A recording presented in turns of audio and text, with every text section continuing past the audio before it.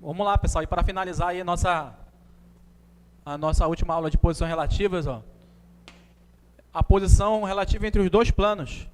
Para a gente trabalhar essa ideia, a gente vai dar uma lida aí para lembrar o postulado número 7. É o seguinte, ele disse que em dois planos que tem um ponto em comum, necessariamente tem uma reta em comum, necessariamente, ó. Como os planos eles são infinitos, seguindo esse exemplo aqui, ó, isso aqui ele fica muito subjetivo o nosso entendimento. Para eu falar que um plano aqui, ele tem um ponto em comum com esse plano. Isso aqui é muito relativo explicar isso, porque como eles são infinitos, eles não têm esse ponto. Porque o ponto em comum entre planos vai ser sempre o quê? Uma reta, como diz o nosso postulado. Seguindo esse exemplo aqui, para a gente entender essa ideia, ó. Eu tenho o meu plano alfa aqui, e tem meu plano beta aqui em cima, cortando ele, ó. Como eles são planos, então percebe que sempre vai ser o quê, ó? Deixa eu pegar aqui um pincel, uma cor diferente. Olha aqui, ó. Bem aqui essa retinha, ó, que passa aqui.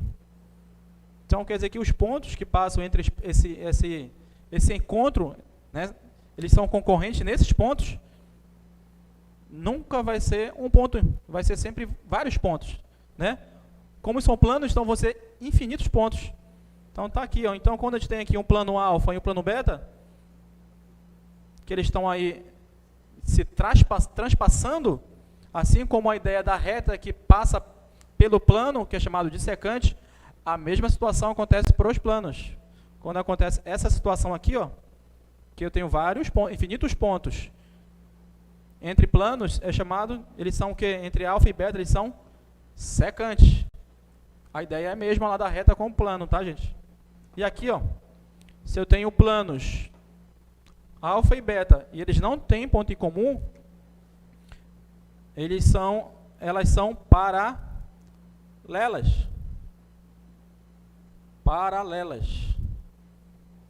Então, esses planos aí são paralelos, ó, não tem ponto em comum.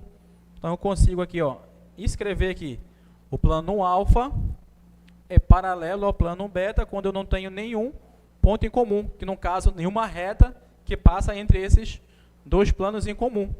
Eles não se tocam, então eu consigo afirmar que eles são paralelos. Então, aí a gente vai começar nosso trabalho com alguns exercícios para a gente sanar algumas dúvidas em relação às posições relativas, tá, pessoal? Próxima aula aí, a gente vai passar algumas tarefinhas para a gente ajudar a entender e compreender melhor esse assunto. Até a próxima aula, pessoal. Valeu!